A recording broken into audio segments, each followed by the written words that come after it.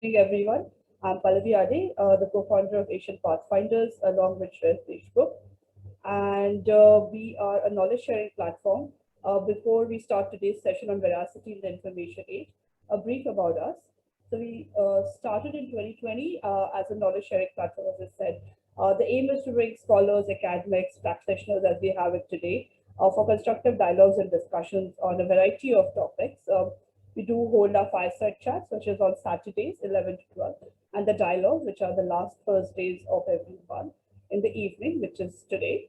And our aim is to be an informal forum for a way to connect and have these discussions on a wide variety of topics. So this month we've centered our discussions around technology and cyber.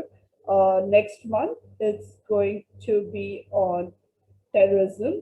So we're going to look at the different facets of terrorism, and we do hope you can join us. Most of our updates are on our social media pages, so Instagram, Facebook, LinkedIn, Twitter. We do post details about our upcoming sessions, so you can always keep track of it there. The community guidelines, we don't have very strict ones. We first and foremost request you to please stay on mute unless you are the speaker, only because we record these sessions and put them on YouTube later for the benefit of the wider community. And obviously, we all come from different walks of life, so please just, I would say, mind the language, but do not post any defamatory, abusive content. But please post your questions, comments in the chat section. We really love lively discussions. Unfortunately, we can't give everyone the mic, but it's always good to read your views in the chat section. So just like I said, you can reach out to us on social media. So before I hand it over to Yashaswini Basu for today's proceedings, a brief about Yashaswini. She's a Privacy and Right to Information Fellow at Internet Freedom Foundation. She holds a master's degree in international law from SOAS University of London. So good to see a fellow alum here, and she has worked in child protection and human rights advocacy in the past. So over to you.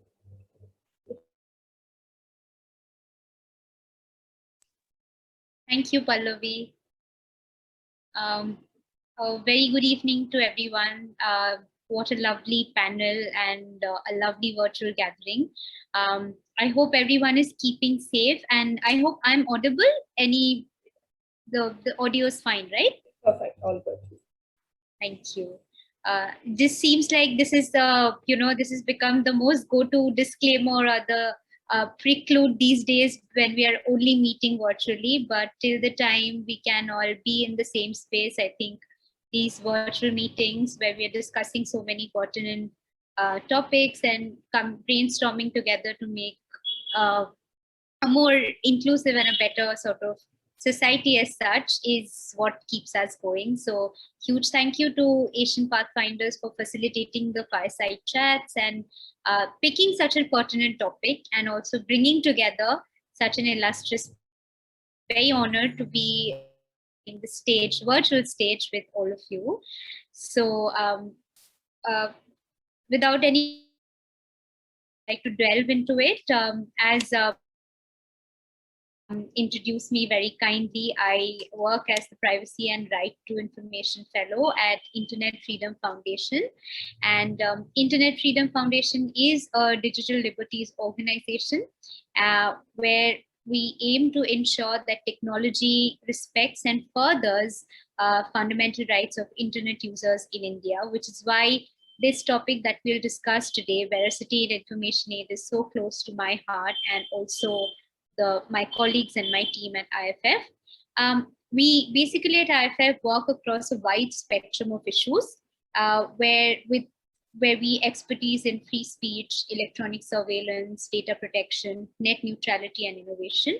And in particular, we focus on democratizing the potential of technology and basically working towards ensuring that every Indian has access to a free and open internet.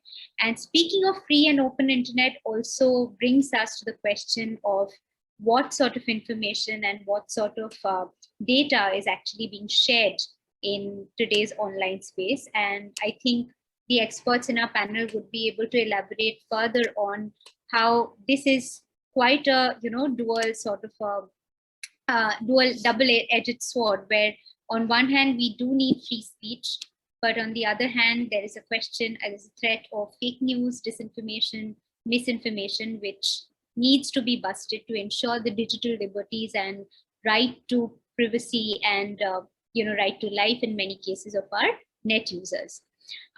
So basically, before I introduce the very illustrious panel that we have today and lead the conversation towards the panelists, just to give a bit of a context, I'm mindful I've got a couple of minutes more, right, Pallavi? About a minute or two, yeah. Yeah, lovely.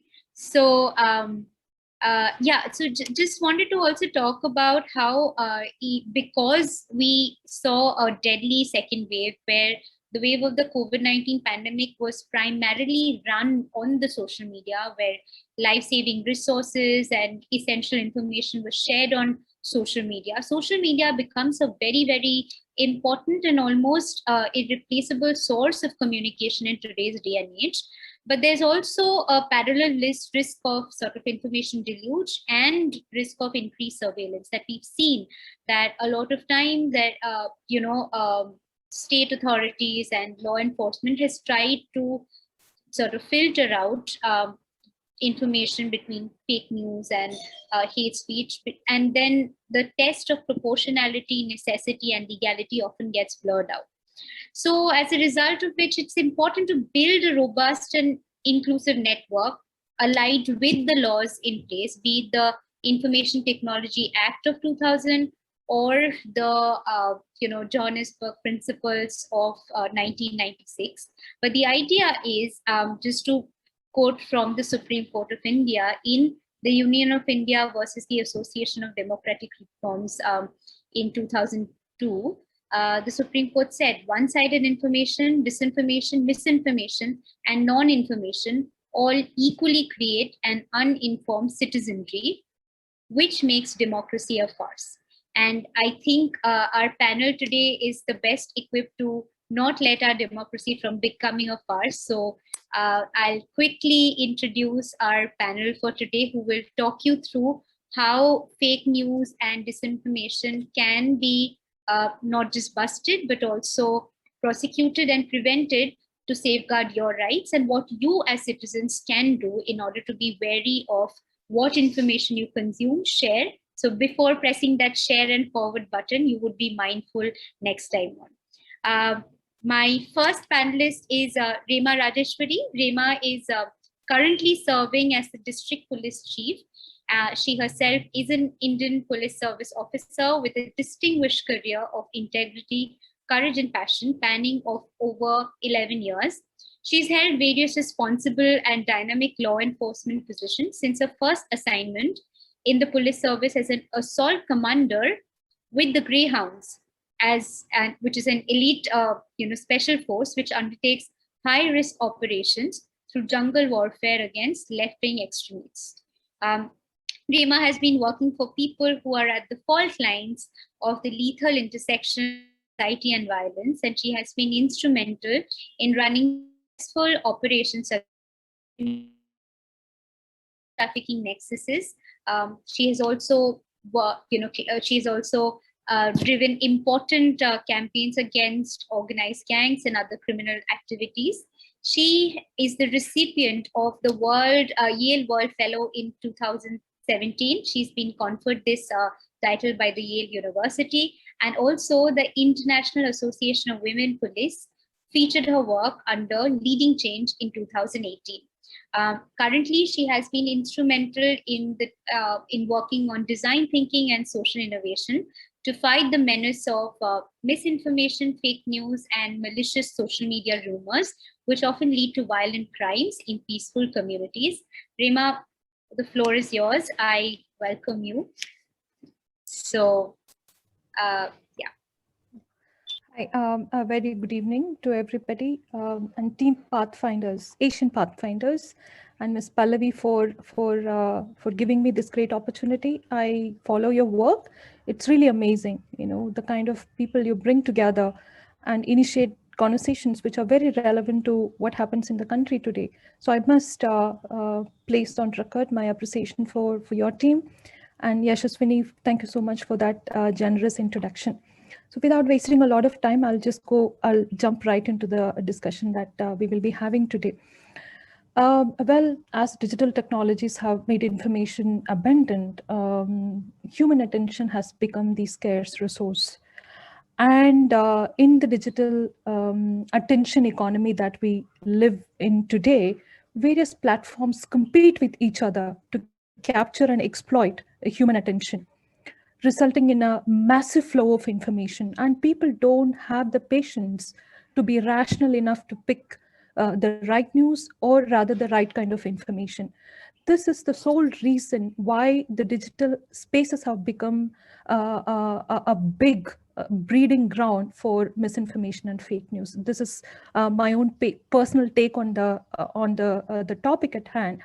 And it's a massive area, and we can talk about it for days together. But today I've been specifically asked to talk about the role of law enforcement agencies in fact checking, whether it's really our job to be fact checkers and how far we have come, and obviously the controversies that come with the job that of a fact checker. So let me give a little background to how it started in India. If you look at the timeline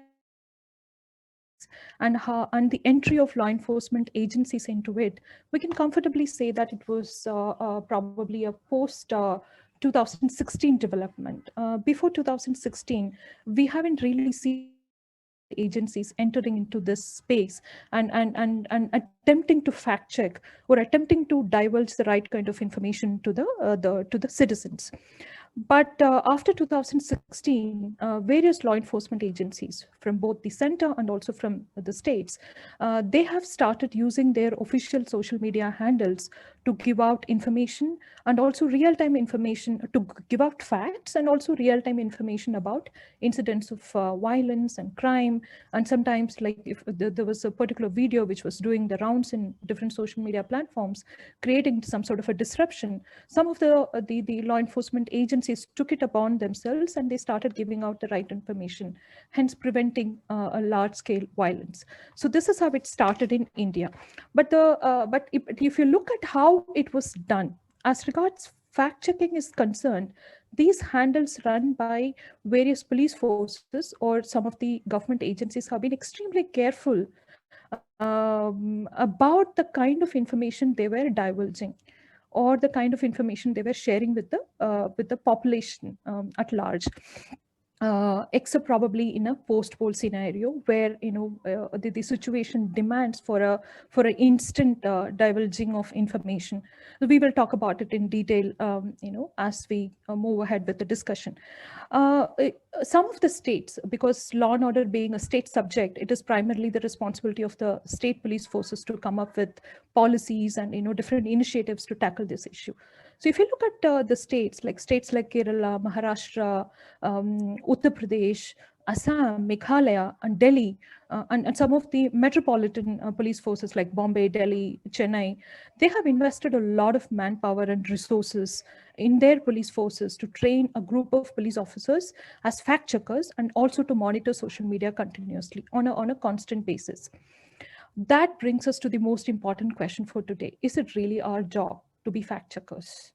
Well, as a police officer, I can quote thousands of instances, thousands of incidents where our fact checking has actually prevented a large scale violence.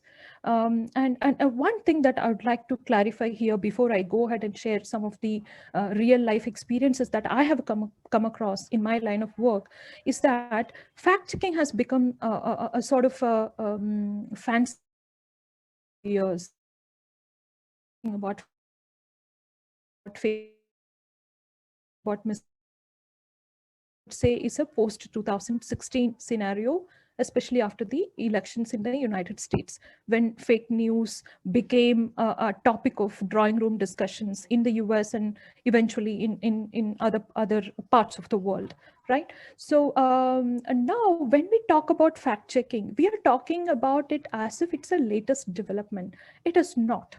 If you look at our own profile, the job profile of a police officer, traditionally over the years, that's all we have done. Our primary responsibility is to fact check. I've always served in remote districts in the state of Telangana. The first responder is always the police officer. be it a domestic dispute, a civil dispute, or a major violence, a communal violence, a road accident, a major rally, a election incident, post-poll incidents, you name anything, people come to the police officers as a first responders. The first thing they look up to you, they look forward to is for you to give them what happened. They look up to you for the correct kind of information. This is how the rural, the rural regions, or rather the villages, function in India. I'm not sure how it happens in city because people are very busy. So maybe they don't have the time to reach out to agencies. Now I've seen a lot of citizens using social media handles to reach out different administrations, but that's not a usual case as we see in the villages. So this fact checking, this job, that of a fact checking, has been a traditional thing. It has always been part of our job. In a village, two parties clash with each other. It results in violence or murder or some sort of a violent incident. People come to us first and they start gathering. When they are about to engage in some sort of a violence, police officers go, inquire, investigate, collect the right kind of information, and then they come back and they communicate that information with the people, resulting, as a result, we have prevented large scale violence. This is from my own experience. I will quote a small incident that happened in 2020. I'm talking about March 2020 when COVID just entered India. And we all remember the kind of frenzy, the uncertainty and the confusion that was prevailing in the country at that time. Nobody had any idea what was going to happen. And people obviously reached out to the administration first about any information, any sort of information on corona. So I remember I was posted in this district called Mahbub Nagar, and there was this young girl in her late teens. She was taken to the district hospital. So when this girl was a potential COVID patient as per the primary assessment of the primary healthcare center in that village. Somebody reported to the ASHA worker that this particular girl is having fever. And if you remember, around March, these were the symptoms that were told to the public, that if you have fever, if you have loss of taste, constant sneezing and coughing, then you are supposed to reach out to the authorities to get yourself tested. So this was the first information received by the ASHA worker at the local primary healthcare center. And now this girl is being brought in an ambulance to the district hospital for testing, because at that point in time, testing was done only at the district headquarters. It was very limited. And the moment the girl is taken to the hospital, there is this huge, team of video journalists, print journalists waiting at the hospital, and every moment is being live telecast in the local news channels. And by the time the news started flashing that a girl is being brought to the district hospital for testing, news reached her village through WhatsApp groups that this girl is COVID positive. And when this video was being circulated, she was not tested. The result has not come. This was just some sort of a speculation and rumor. The moment the news reached out to her villages through the WhatsApp groups, people started doing social boycott of the family. Her relatives were thrashed. The family was not allowed to go to the local grocery shop. The villagers, including the Sarpanch, demanded that the girl and the whole family should be taken out of the village. And they started gathering at the local MRO's office, the Tahsildar's office, and the police was also summoned there.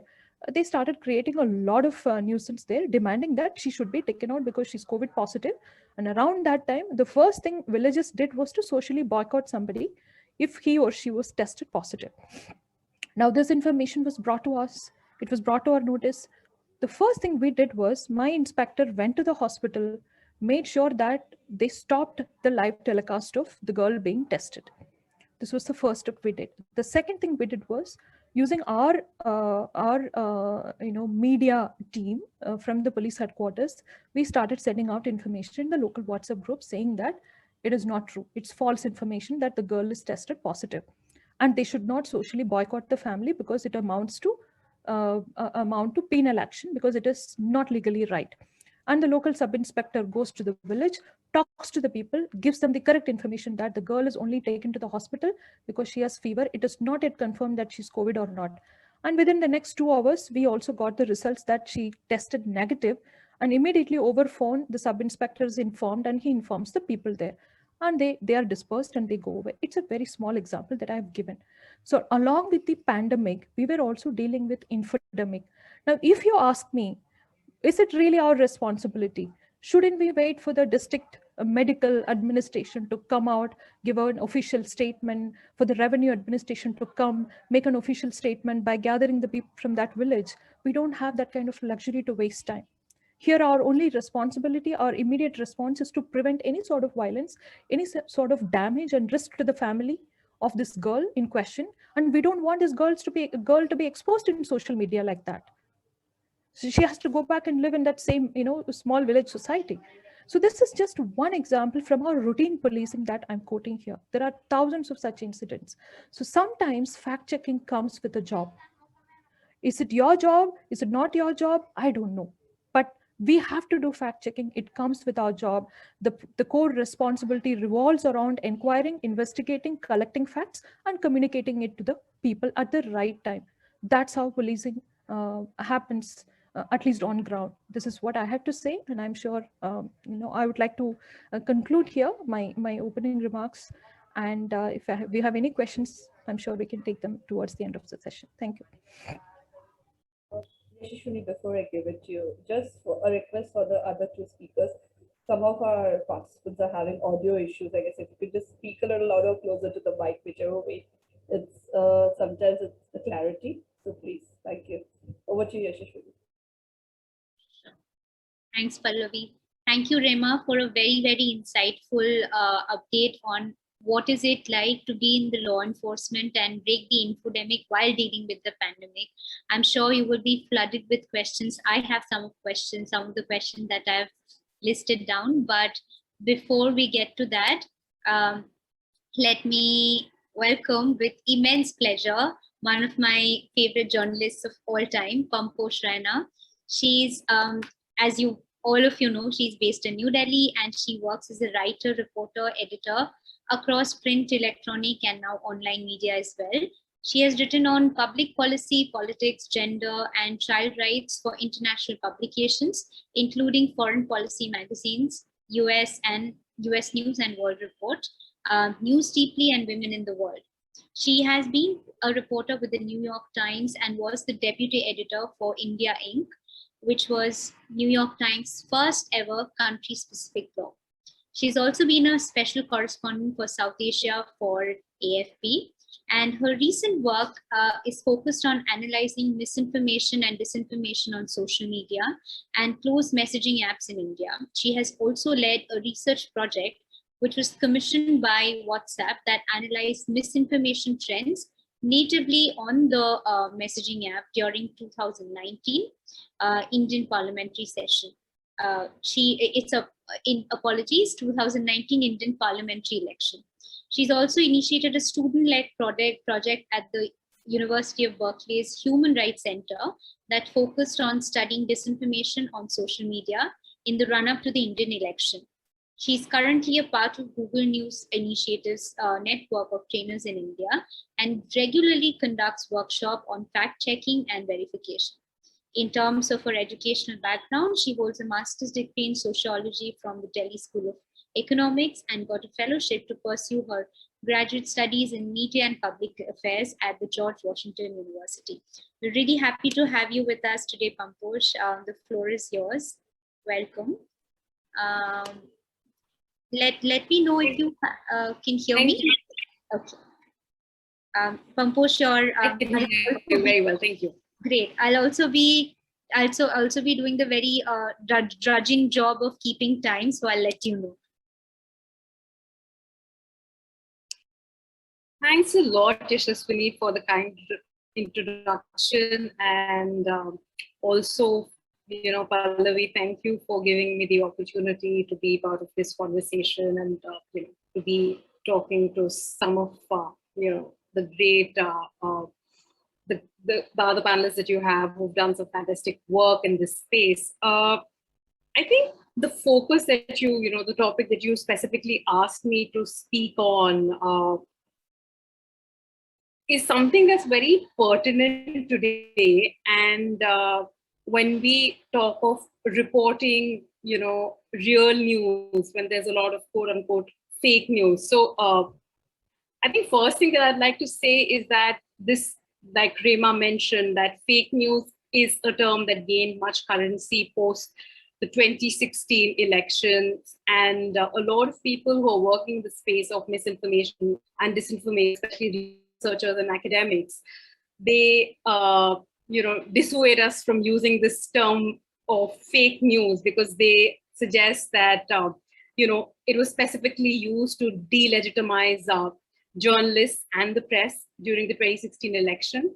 So I would use the word misinformation here during the conversation. And when we specifically look at India per se, I mean, it's fantastic that Rema spoke before me and she sort of set the stage very well in terms of what the problem is and, what do we encounter on a daily basis. I mean, being a police officer, she's sort of drawn into fact checking at a different level. But for those of us who are working in the space as journalists, as researchers, our level of work is very different because we're also trying to come to it in terms of solutions. I'd like to take a moment here to talk about the report that was released just yesterday. It's a very interesting report on the digital trends, in news. And this is the latest report that came out, and it's surveyed some 92,000 people across 46 countries, if I'm not mistaken. So clearly, there's a focus on India also this time. And for anybody who's interested in getting a good perspective on some of the trends across these 42 countries, I'd encourage them to read the report. So one of the things that the report talks about is that as per, the data collected by the team and analyzed by them, they realized that a good 58% of the sample expressed concern about what is true or false on the internet when it comes to news. There was concern about misinformation among people, especially COVID-related misinformation, which I'm sure is not a surprise to anybody who's listening in. And coming to India, and I know that, we have a lot of awareness about numbers, but just to contextualize it, India has a 54% internet penetration, and we have 600 million active internet users across the country. And 73% of the people surveyed by Reuters said that they were accessing news through smartphones in India. So that gives us a sense of the smartphone usage in India. And I think the usage has especially become high during the pandemic.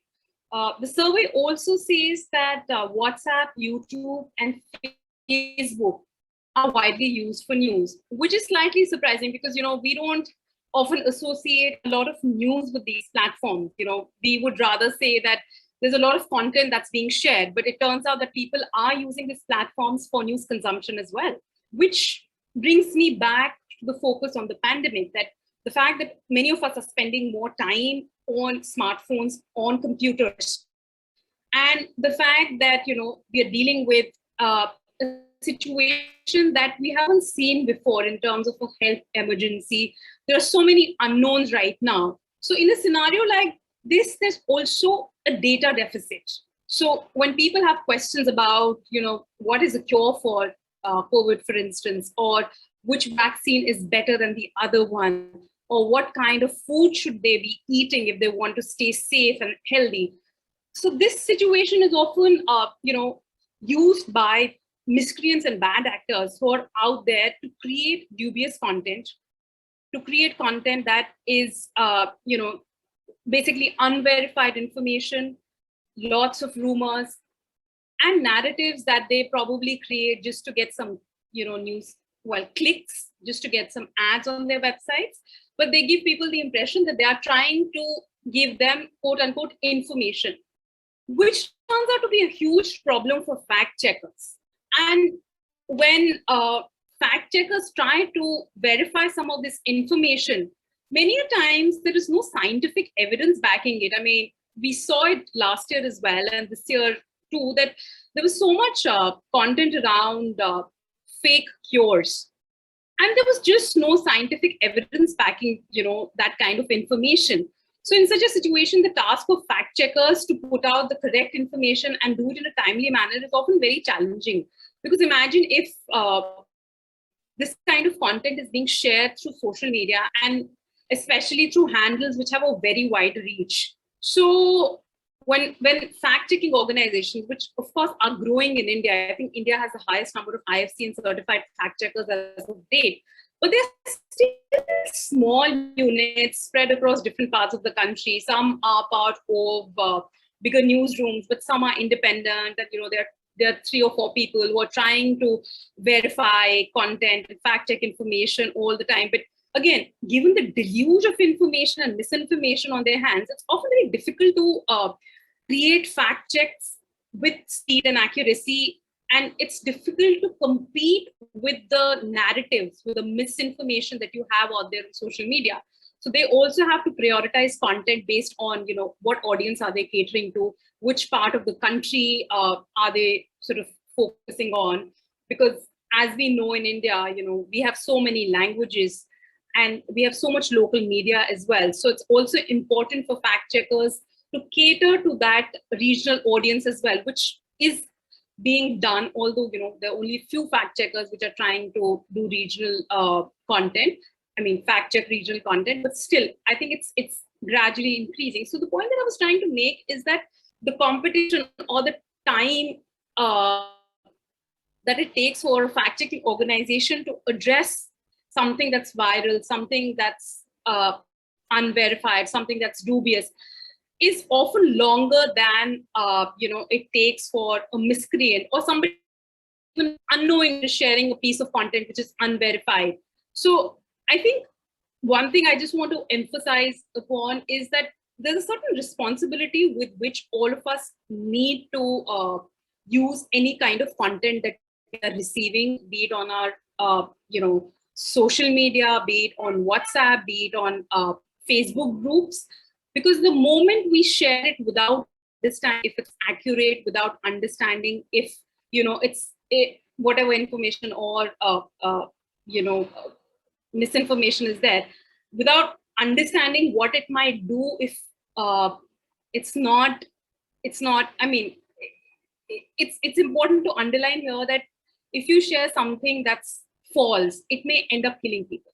So the other thing that I also want to talk about in this context is hyperlocal content. So when fact checkers are looking at, verification and fact checking, they tend to have their own tools to monitor what may be trending on social media and, what is it that they should prioritize on any given day, given this, given the news cycle, because traditionally we've seen that something that is in the news cycle will have a counter narrative, or there'll be half truths around it that will be circulated. So when fact checkers are trying to focus on that, they may often miss hyperlocal content. I mean, just to give you an example, there might be a video that might be circulating, say, in a part of, in rural India, for instance. And a fact checker who's sitting in his or her new home in another city may not find any other digital footprint for that particular video. So what does that mean? Does that mean that content is not true, or that content should be dismissed?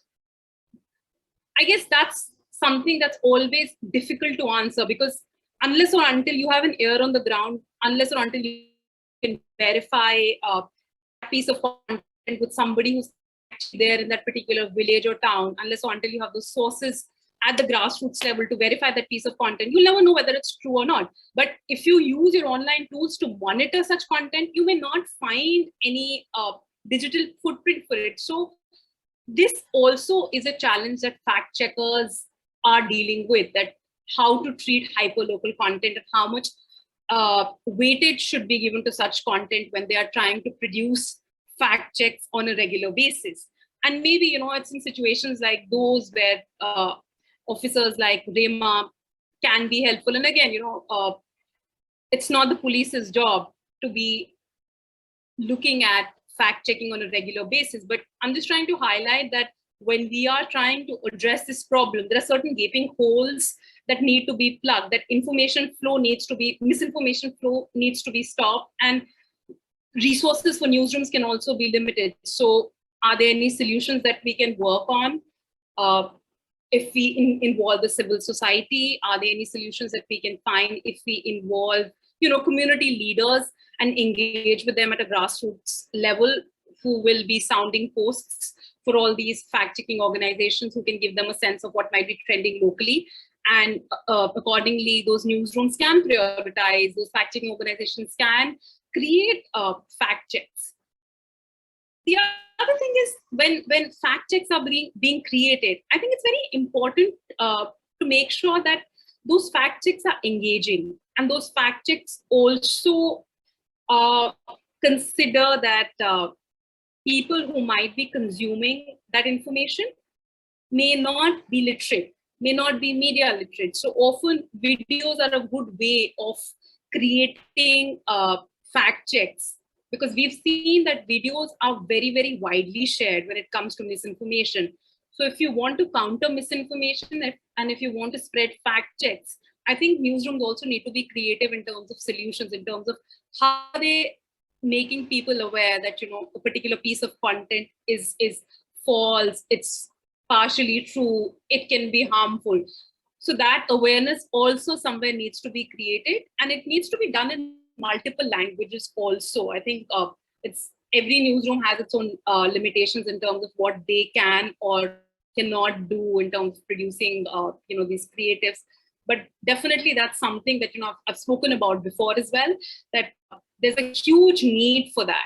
And another thing that probably will help newsrooms in addressing that is collection of data, collection of evidence around what are the trends in misinformation from different parts of the country.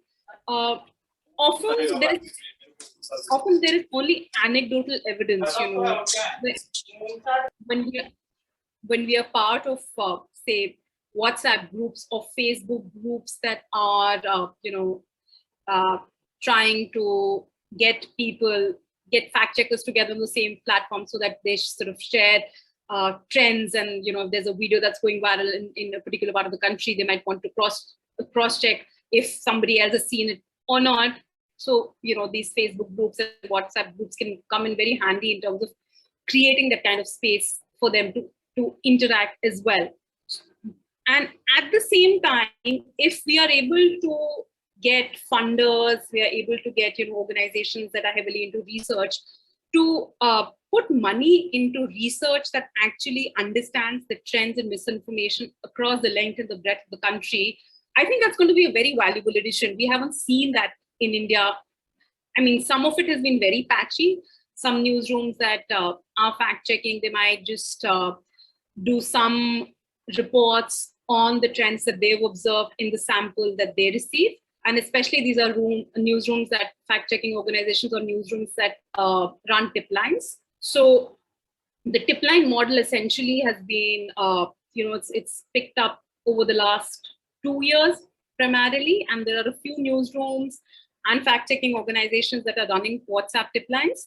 And these tip lines are basically the WhatsApp numbers where you can send in your queries from your WhatsApp account. And of course, every newsroom will have an ask in terms of what kind of questions or what kind of queries be able to address, what kind of content will they be able to verify. So accordingly, you can send in your queries to these tip lines for verification, and in turn you can get fact check reports. So what happens is that the data that these fact-checking organizations or newsrooms receive, that also gives them a sense of what might be going viral in closed messaging apps. Again, the problem with closed messaging apps is this end-to-end encryption. If it's a group of people who are having a conversation, if they're exchanging content on that, only those limited group of people will get to know what's going on there. If be it a WhatsApp, be it a Telegram, or even Facebook groups.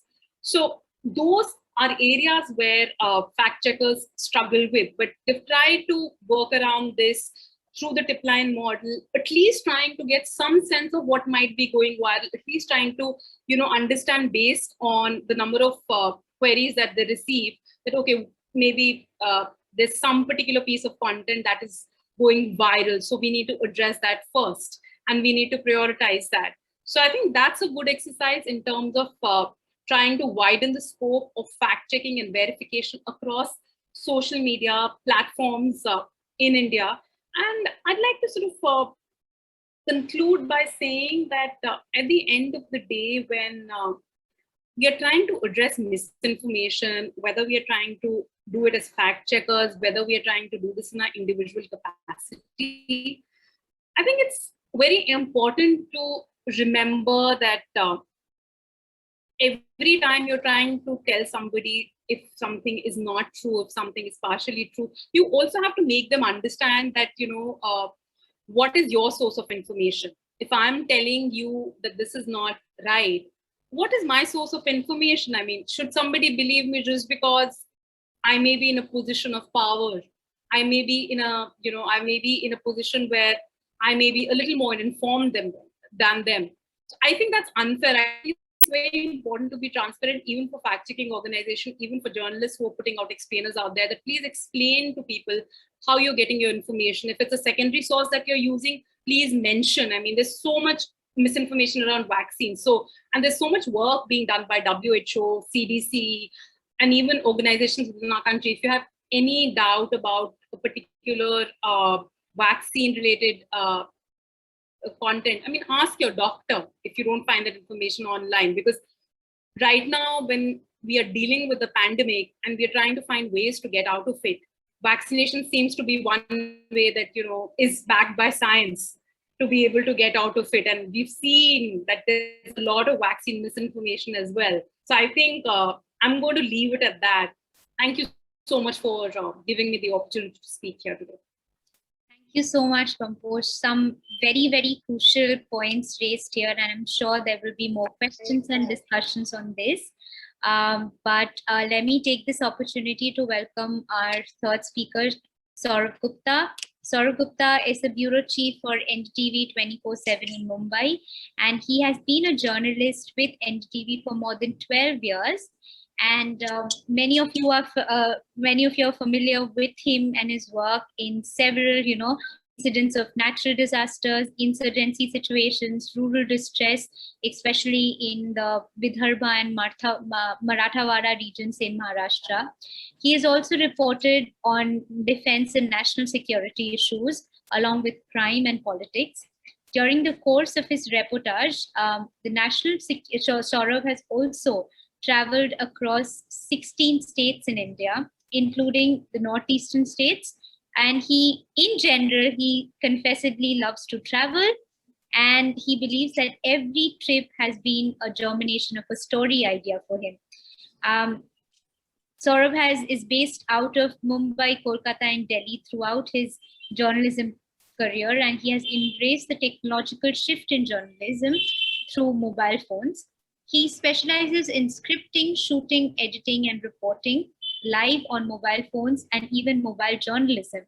And during his stint as a journalist in this entire illustrious career, he has taken a keen interest in reporting on malnutrition, agrarian distress, environmental protection, and water crisis.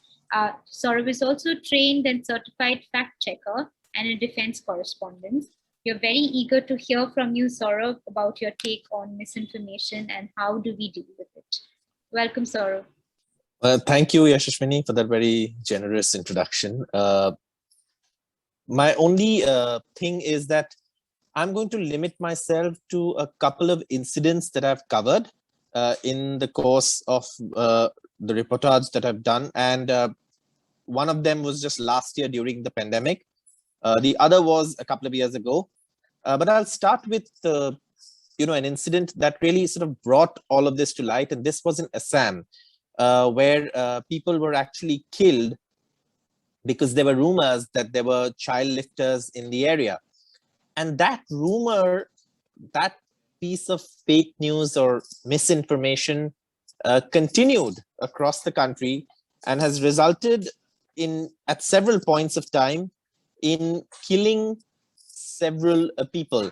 And before I move on and describe those incidents and how it actually happened, what I'd like to talk about also is that these days, we with great enthusiasm, we talk about citizen journalism. It's so much easier for everyone to simply, switch on their phone cameras and shoot. And as a result of that, several videos are generated online. Then they are morphed. They are, and several things are done. And then often even videos that are meant to actually educate people turn out to be used as videos in fake and misinformation and fake news. And that's something that's happened. I'll give you an example as I come to it later. But because today everyone has a mobile phone and access to shooting video footage or presenting information in the garb of news has become much easier. And therefore, what happens is a lot of times people with an intent to actually spread fake news and misinformation find it much easier to do so today through social media than perhaps they would have, in the previous years, when almost any footage that was circulated or broadcast was through your regular sources of news, where fact checking, where the reporter would personally check, go and shoot, and then put the sort of information video on air. So with social media democratizing sharing of information to some extent, it has also led to this challenge. And today everyone, I believe, can be a journalist, and wants to be a journalist can do so simply by switching on their phone and and doing what they have to, sharing information. But if you do not keep the basics in mind, which is to fact check and to sort of confirm and double confirm and cross check, then what often happens is that we end up with a lot of fake news or misinformation. Now, how does misinformation kill? There are several incidents. I'm going to limit myself to 2 incidents that I've covered specifically on the ground. And let me go back to the first one. The first one incident is from Dhule. It was in July. And this one morning, while we are scrolling through the inputs that come in from several news outlets, we find that 5 or 6 people actually have been brutally murdered by villagers inside a village. And initially, it was very difficult to, when you asked why, first report that we got from our local, reporters, whom we refer to as stringers, that because people thought they were child lifters. And then, obviously, because it was a big news story, we traveled to Dhule. And on reaching Dhule, we sort of figured out who these people were. Now, these people were from a tribe that's, moves around, a nomadic tribe. And they had set base in Dhule for a while. And they would go door to door to beg for alms or to, do whatever they have to. And then they would come back in the evening and converge at this one spot. Now, there were rumors in that area that child lifters were on the prowl. Shared on local, local WhatsApp groups. And in these videos, what we saw was one of the videos at least showed, it was lifted from another educational video to show, which was talking about trafficking of children and how a child was being lifted. And this video, I believe, was from Karachi in Pakistan. Then, of course, there were videos from Syria, where, bodies of children were there in that video footage. And what local sort of WhatsApp groups, and it was passed off in the garb of a news clip, was these were children who had been kidnapped by these child lifters, and their organs had been removed. So this was going on for a week prior to this incident where these people were murdered, and that's when I actually reality hit that, well, misinformation does kill, because here were videos that was doing the rounds that led people to believe that there were child lifters around, and they immediately, on seeing people not from the area, a group hanging around, believed them to be child lifters and attacked them, and even the police, in spite of reaching there, found it difficult. And like Rayma was mentioning, that's how challenging it becomes even for the police when there is fake information. Even the police find it difficult to sort of control the situation. And this was there, and in the evening when I got a clip, I was shocked because it looked like a perfectly edited clip from a news broadcast, and it was saying everything that was not true. Like there were child lifters on the prowl, that people in wearing burqas were picking up people, and the clips were all sourced from regular news or educational videos. So that is how dangerous it can be, and somebody had done it. And and what happened was that 5 people were lynched by this mob in Dhule, and they were lynched only because because people suspected them to be child lifters. And these they were offenses registered, and the videos were from Syria, Bengaluru, and Pakistan, but they were circulated as local videos.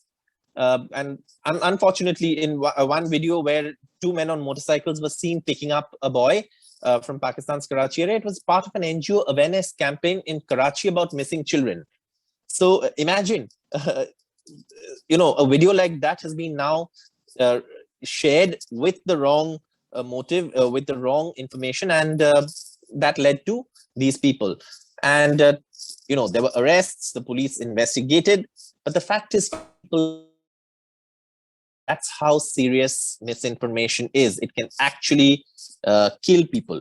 Now let me come to the second incident, or the second incident that I covered, and this was during the pandemic. Now, and here, of course, with great, sadness, I must say that to some extent, even sections of mainstream media were responsible for sort of, not before the incident, but after the incident, spread information or brought. But this was, of course, the lynching of monks in Palghar district last year. This took place in Gad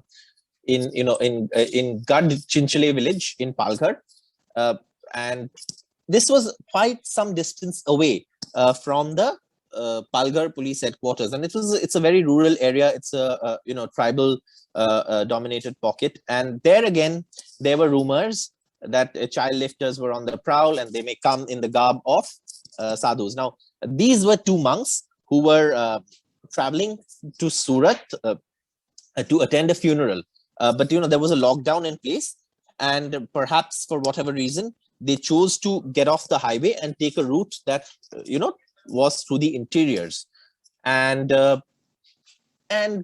unfortunately it was at night. They reached this area, and they may have gotten off the car for some reason, and a mob attacked them, and where these people are being attacked, and it's brutal. And again, in the charge sheet that the police filed, they said that the incident was actually, and this is a part of the charge sheet, and that the fallout of rumors that child lifting gangs were operating in the area, whose members posed as seers or uniformed personnel like policemen. So imagine, when the police reached the area, first you have misinformation that says the child lifters could be in the disguised as sadhus, and the second part of that misinformation actually says they could be also disguised as policemen. So imagine when the policemen reach that area, and it takes quite a while to get there, the challenges they would have had to face, because then even the police were attacked, even they weren't spared. The police suffered injuries in that case, and unfortunately 3 people died in that incident again because of misinformation. So these 2 incidents I have covered myself. So I know for a fact that these rumors of child lifters being on the prowl, of children's kidneys being removed, actually led to innocent people dying. In one case, I have seen the videos of how those people were beaten up, and the videos are shocking and brutal. So that's how dangerous this can be, and that's how sad, it is, because misinformation can really kill. I have reported on it. I have seen it. There are charge sheets in these cases that specifically mention that misinformation and rumors spread on WhatsApp are responsible for these deaths. So misinformation does kill. There are enough examples, and there are several other such examples from across the country. So that's where I'll stop. But I hope that this sort of gives us a picture of how difficult it can be and how difficult it can be for the police. Because when the police reached Palghar, in the Palghar case, then they reached Gadchinchali village, they were attacked. Even in the Dhule case, the policemen had a very difficult time rescuing, those people from the mob. And when there's a mob, if initially the police, if there's something like this, you don't get the full information. The police will send a team, but it's very easy for that team to be overpowered by a mob. So by the time you get the full information and you mobilize, it may be too late. And that's and your own policemen might get injured. So it's a very difficult task for law enforcers also to deal with misinformation that kills.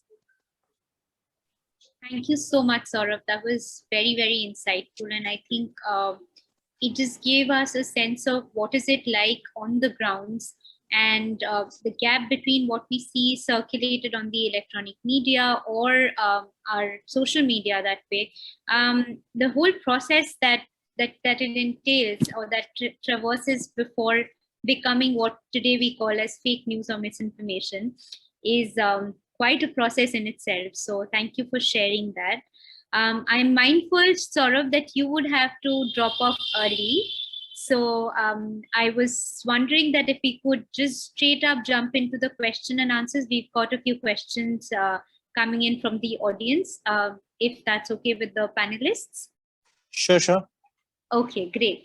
Saurabh, I'd like to, I see a lot of questions. So one request for the audience is that if you have a question specific for any of the panelists, do mention in the chat that who would you like it to be addressed to.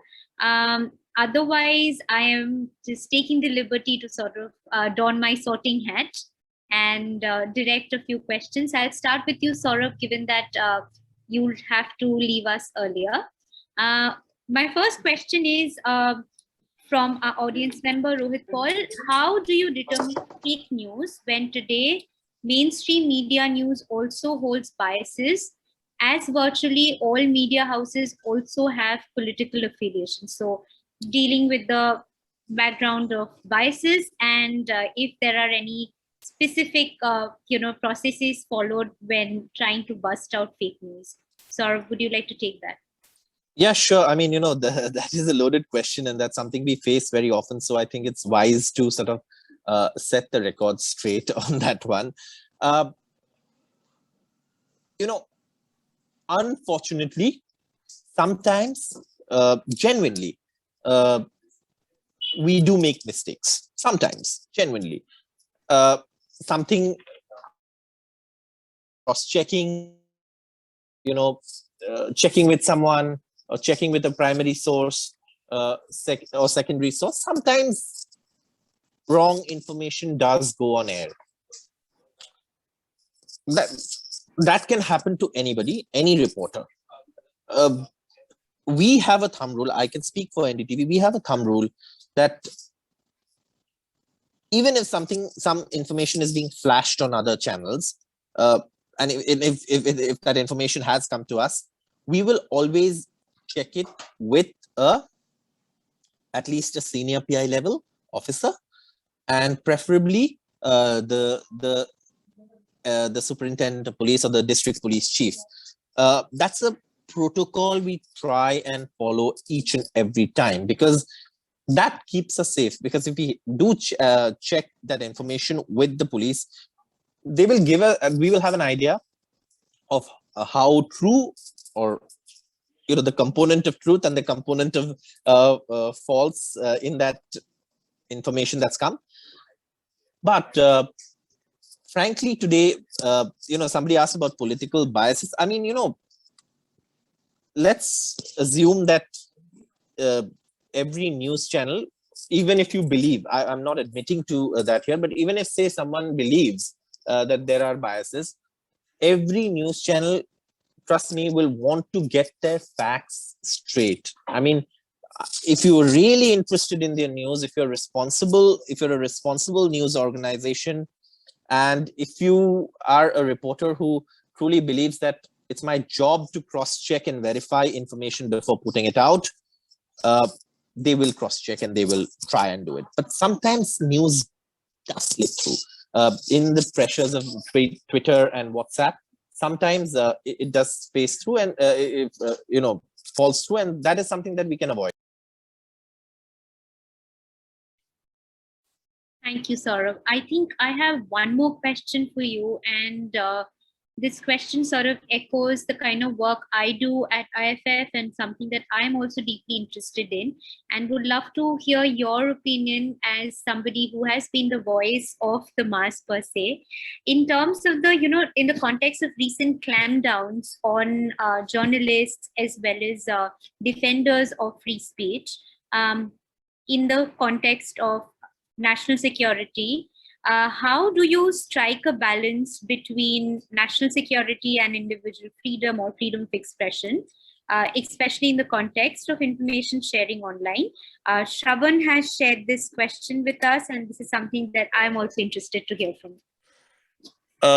Okay, could you just give me the basic of that question once more? That how do we...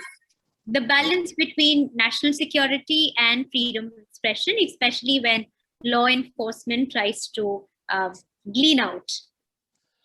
Okay, so let's take the Pathankot incident, right? Or any of these incidents where these questions have arisen. The general thumb rule that we follow is that if it's a evolving situation, if it's an encounter that's ongoing, then usually we will go by what law enforcement says, because there are people fighting out there and it's a question of lives, right? So usually footage is delayed and shown. So we will always carry, it's footage is delayed. And secondly, strategic information will usually be gleaned even by the editors, because when it's an evolving situation, say when there's an encounter on, or where where that information could help whoever's on the other side, or that information could further aggravate a situation. At that point, we will usually go with what law enforcement says, because that's the usual protocol, unless and until there is a real valid reason that the reporter or the organization has that in public interest, that piece of information should be shared. But otherwise, in such situations, if it's a question of national security, we will go usually with what law enforcement says. Thank you, Saurabh. That makes a lot of sense, and I think it's an opportunity to another question that we have for Rema. Pallavi has asked this question, and she wants to know, as do I, is it possible to prosecute the one who started the chain of fake news, basically the originator per se of the news or misinformation? And if yes, what are the challenges that you as a law enforcement officer would face while prosecuting the accused? Rema, would you like to take that? Thank you. Thank you, Pallavi. It's a very valid question as regards today's discussion. So there are two parts to it. Your first question is it possible to penalize somebody for spreading misinformation and fake news? Yes, absolutely. We have come a long way in terms of defining what amounts to spreading of misinformation that leads to large-scale violence or disruption to peace and order in a society. So yes, we can definitely prosecute somebody who willingly or intentionally spreads misinformation. The second part of your question was like the challenges that we face while prosecuting such offenders. Well, it is pretty challenging because you have to deal with this massive enterprise called digital media platforms, because you need to collect the digital imprints. The prosecution has to be evidence-based. So you have to start collecting the digital evidence that led to the commission of this offense and eventually initiation into a major violent incident. So sometimes well, since we are talking about misinformation, sometimes we get a screenshot, or sometimes we get a link or the URL of a particular website that was used to post this information. So we definitely get in touch with the concerned social media platform, be it Facebook, WhatsApp, or Twitter. Or until very recently, it used to be a massive challenge to even to get in touch with these digital platforms. If I have to quote a slightly different example here, that of cyberbullying, or posting nude pictures of gullible women on Facebook. And I remember like having to deal with a case a few years ago, and we waited for almost 8 years to get any response from Facebook. So these things are changing now. So obviously the biggest and foremost challenge is to get response from the digital media platforms for us to gather the digital evidence. The second thing is, sometimes when you start investigating, it leads you from one person to another, and there are a lot of people involved, because especially if you have to prosecute somebody for posting a malicious content in a WhatsApp group, sometimes you find yourself in a tight spot, whether you want to prosecute the admin for it, or you want to prosecute the person who posted it, or you want to prosecute everybody who forwarded it, with probably forwarded as received kind of people. That is another challenge. And obviously, the third thing is, well, we have a very well-defined legislation now. We have the Information Technology Act. And very recently, for us to deal with the infodemic that happened during the pandemic, for prosecuting people who were spreading misinformation during the COVID pandemic, there were sections added to the Disaster Management Act, and we were prosecuting people under that act. And we were also using some of the sections from the Indian Penal Code, like 188 and all. So obviously, like there's no dearth of laws and legislations. Yes, we can prosecute, but like I said, we still have a long way to go. This is still an open-ended area. We are yet to define certain offenses, and we are yet to define protocols. There have been efforts. I wouldn't say that there have not been efforts. In 2020, I think in the beginning of the year, the Bureau of Police Research and Development came up with a very, very elaborately prepared document. It was sort of a guide, a step-by-step guide for law enforcement officials to prosecute a particular offense that leads to misinformation, which leads to large-scale violence. So there have been efforts to train the police force also, and to teach us how to prosecute a person or a group of persons for these offenses. Thank you. Thanks, Rema. I think I did have one more question for you, but I think you've sort of answered that already. This is basically from Shreyas, who wanted to know if there was any training modules that has been developed to prosecute in case of misinformation or the spread of disinformation. I wanted to move on to Pamposh. There was a question for Pamposh, and this basically again is from Pallavi. Pallavi wants to know, Pamposh, if in the age of deep fakes, how can we ensure verification is done accurately? So would love to hear your views on this. Oh, that's a very tough one to answer, and that's something that we often talk about when, as fact checkers, when we have these conversations about what are the new tools that we can use. So just to give you a bit of an idea about how some of this work is done. So there are a lot of tools that are available, which fact checkers use to verify videos, for instance.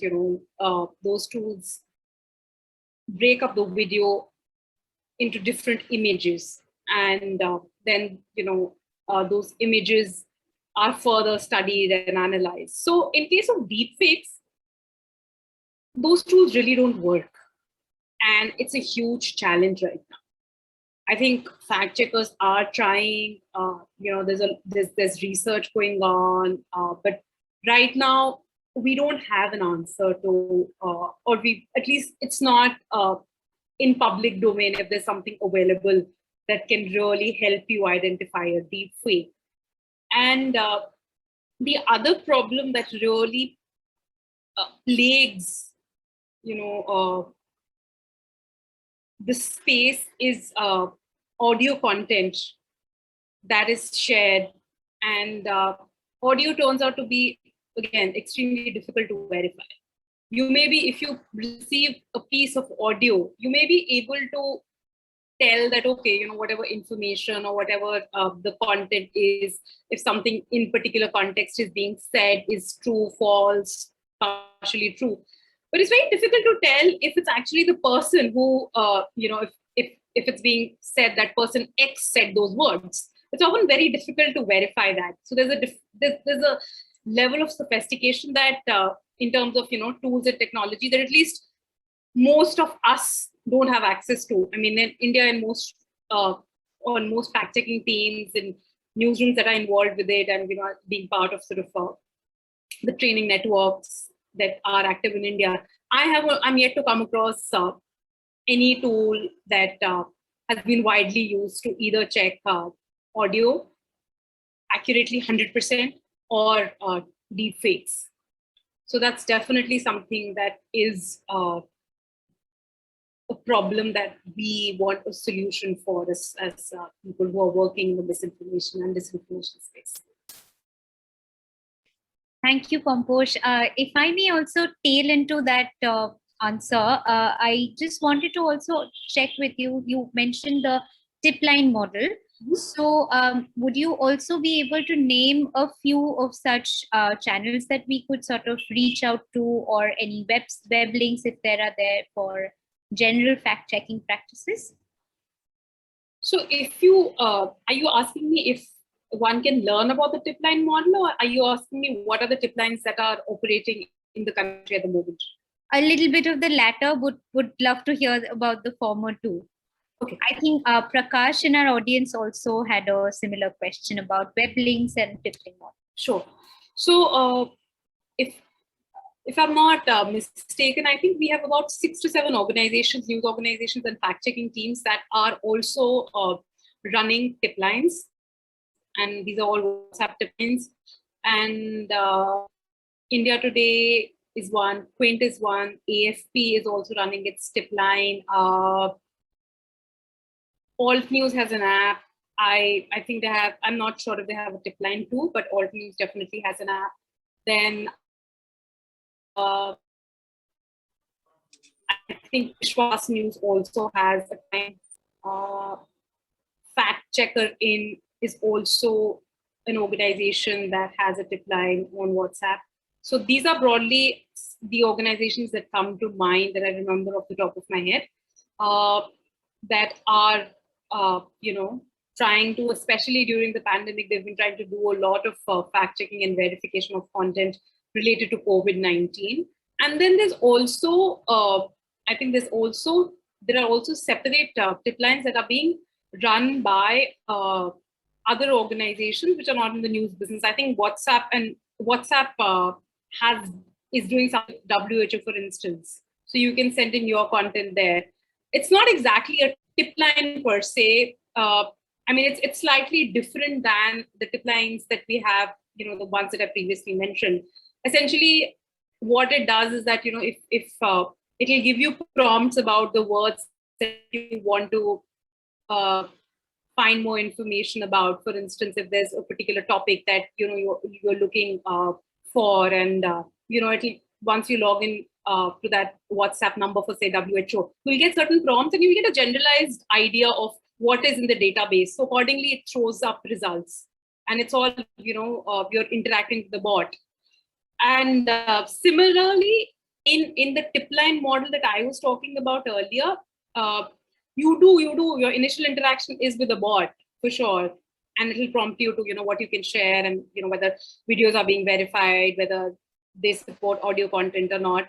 But the difference is that, again, what they address will be based on the volume of the kind of content they are getting. So they will also have a database against which they'll check your query. But in addition to that, they tend to also verify more incoming leads or tips as they work. I hope I've been able to answer some of what you were wanting to know. Yes, certainly. And I do have a couple of more questions for you, Pamposh, but would give you a little bit of a breather and take one question for Rema. Rema, our audience member Pranali wants to know if in your career you have seen any case where anybody who has been accused of spreading a misinformation or fake news has been sort of resolved even before the police has sort of reached the base, and it has been sort of verified locally, and if so, in that case, how does law enforcement or the local police take that on? Is there any prosecution process or any sort of legal procedure that you initiate, even though any sort of myth per se has been busted? So Rema, do you want to take that?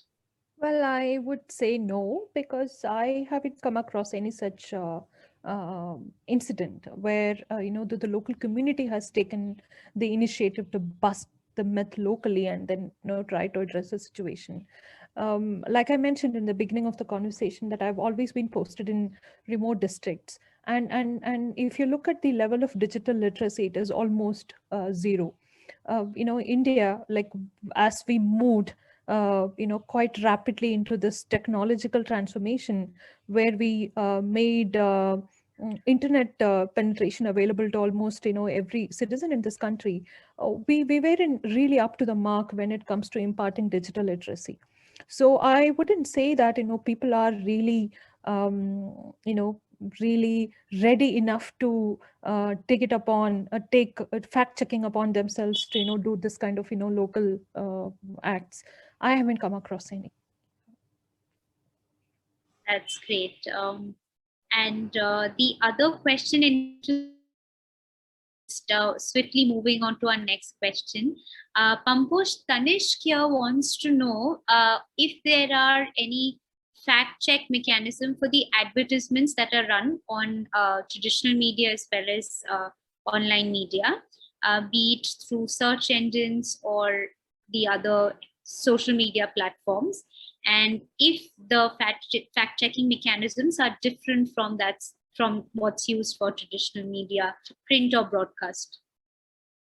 It's a very interesting question, and right now in the fact checking space, there's already so much deluge of content that mirrors the news cycle that there's not enough attention on that. But having said that, I think advertising traditionally, that's the nature of advertising, that it will try to highlight certain aspects of a product or a service, which may or may not be 100% accurate.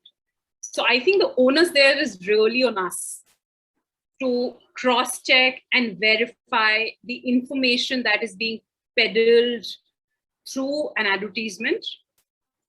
And like I said, that there is enough information available on the internet, but again, you have to look for legit sources of information. That if you, and when I say legit sources of information, I of course mean that if in India, for instance, if you were to verify a piece of content and check if it's appeared somewhere in a newspaper, there are publications, legacy publications that you would ideally go to and see if they've published something about that incident, or is it true or not. But in advertising, I think you really have to look for the specifics that you want in terms of the product's usage, maybe what the product is claiming to do for you. So I think there are different parameters there. Something might be in the market, and I'm wanting to quote a particular example here, but I'm going to refrain because it might not go down well with people, especially since we're dealing with the pandemic. But just to say what I intend to. I mean, there have been people, there have been influencers who've been dissing traditional, who've been basically dissing doctors, who've been dissing allopathy, and who've been trying to say that, you know, certain kinds of medicine works better. So they are advertising their own products, right? So the onus is really on us to actually see for ourselves, check with our doctors if that's going to give us the cure for COVID or not. So we cannot, every time somebody is sharing their product, we cannot call them up and say, well, what you're saying is not true. I think the onus is on us whether or not we want to use that product or service. Completely agree. And I think in light of, you know, the whole deluge of information, we need to actually be mindful of what we consume and just be a little more conscious of what we give into. And from a legal point of view, just to pitch in that you do have the Consumer Rights Forum. Just make sure that you have, and you also have the Consumer Court, which is online. It's very accessible. So if there are any grievances, feel free to just lodge a complaint. It's just as simple as filling a Google form.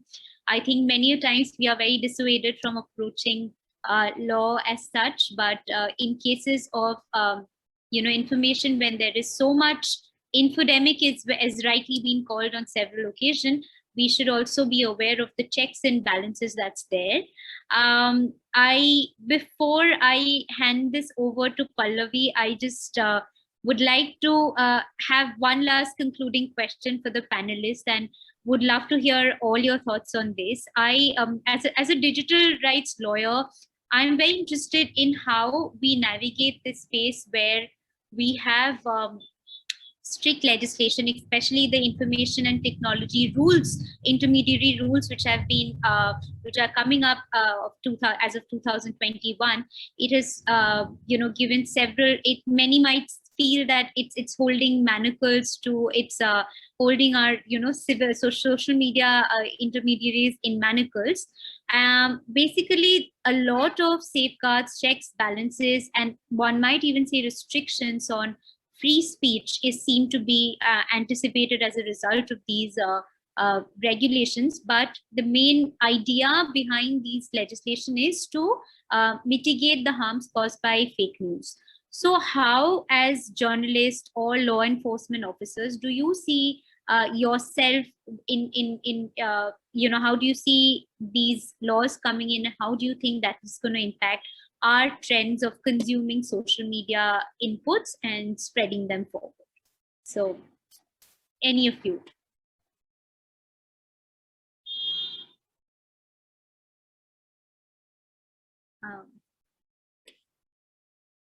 I think it's Saurabh has had to leave, so it will be between Pamposh and Rema, whoever would like to go ahead. I am happy to talk about it if you know, Rema wants to skip this one. Well, or Rema, go for it. I mean, either way works for me. So no problem. Well, I'm a very firm believer in our democracy. I have absolute confidence in our lawmakers, in our policymakers, that we will never, you know, put our democracy at risk. We are not a very feeble and weak democracy. Come on, we have to give ourselves a little credit. Well, there is a fine line between surveillance and freedom of expression. It will always be debatable. If we haven't had a system, a political or a judicial system where we haven't had enough checks and balances, we wouldn't have come this far. So I'm very sure that our policymakers and lawmakers understand this side of the democracy, this very fabric of our country, and they will be very, very mindful of that. So the noise that is being, you know, peddled around, that we see in media and digital media is mostly from the digital enterprises. Well, you and me, like, we are here, like group of people, we are talking to each other. When we are not about the law, how can you say that, you know, a digital platform or a digital company can be above the law. Everybody has to function and live within the realms of law. And I'm very sure and I'm very confident that policymakers are quite mindful of the repercussions of every legislation that is being enacted in this country. We are not like any other country. We are a very, very vibrant nation. We are growing, we are moving ahead, and we have come a very long way from what we were a few hundred years ago. So it is very easy to make this argument. I'm sure I have all the respect for the digital rights advocacy people and activists and lawyers. They are doing an immense job, an incredible job to create awareness among the people who are probably not aware of their rights digitally. It's a great job. But then, to call out legislation and just come out and pass judgments that this is going to infringe upon an individual's to right to expression, I don't think I agree with that completely. We have enough checks and balances in this country. That is why we have survived and we have thrived. And I think everybody has to live and function within the ambit of law. I mean, you and me, when we drive on the road, obviously we are mindful of the traffic legislation. What is the purpose of this legislation? To save lives, to save precious lives. So every legislation has a logic to it. And we are not like, I don't want to name few countries. We are not like those countries. We are a very vibrant country, and we are very mindful of every single citizen who lives in this country and their rights, to expression. And yeah, that's all I would like to say. I'm really curious to know what Pamposh has to say. Yeah, on to you, Pamposh. I think I agree with what Rema is saying, that there's definitely an urgent need to hold some of these big social media giants, organizations accountable in terms of, how they are letting their platforms to be misused. And also it's important to point out that some of these social media companies have a different set of rules for a country like the United States, and they'll have a different set of rules for a country like India when it comes to labeling misinformation, for instance. I mean, during the last election, we saw how by Trump were labeled. They specifically were trying to give people information about content that he was posting because they understood and realized that sharing of that content could be harmful. I think that has to be applied to the Indian context as well. That's number one. And for those who say that, who talk about infringement of right, freedom and speech and whatnot, I respect that point of view. I think we need to give things some time, and we also need to make a case that we, as informed citizens, as citizens of this country, are having debates where we're accepting and willing to try. If there is a legislation that is good for this space in terms of regulation, and if it promises to do what it says. I mean, one thing that the government has been insisting on is that the legislation, I mean, that's the war that's going on between Twitter and the government, is that they are trying to hold them more accountable. The government is basically pushing for one thing, which is that you give us, you tell us who or where the first tweet or the post came from, like where was it initiated? I mean, in simple words, where did the fire start? So I think that's a very important part of what is being asked for by the government. And one last bit that yes, there is definitely a level of concern among people that these laws should not be, they should be used. They should be used equally for every party. There should not be any bias in the implementation of these laws. And if the party in power is trying to use laws to their advantage and it's going to penalize not in power. So I think that's always a question of what if, and that's something that is being, of course, talked about, and it's a concern that everybody has. So I think if we are able to nail down some of the broader issues and the broader reasons due to which there's an urgent need to have this law, I mean, definitely there's an urgent need to address misinformation on these platforms. So if that's something that we will be able to achieve, or if there is a system that these laws create to build in more accountability, I think we should at least try and see how it all pans out and be a little less skeptical. Thank you, Pamposh. Thank you for such an enlivening discussion. Thank you, Pallavi, for hosting this and allowing us to come together to discuss such an important topic. I have certainly gained a lot. So I'll just hand over the mic to you if you have any concluding thoughts. Thank you, Yashaswini. I think, like you said, it was a very engaging discussion, and I learned a lot myself. So thank you everyone for joining us today. Thank you to Pamposh, Rema, and Saurabh, as well as Yashaswini, for such an amazing discussion. And we look forward to hosting everyone in the future. Have a good evening, everyone. Take care. Thank you very much for organizing this. Thank you.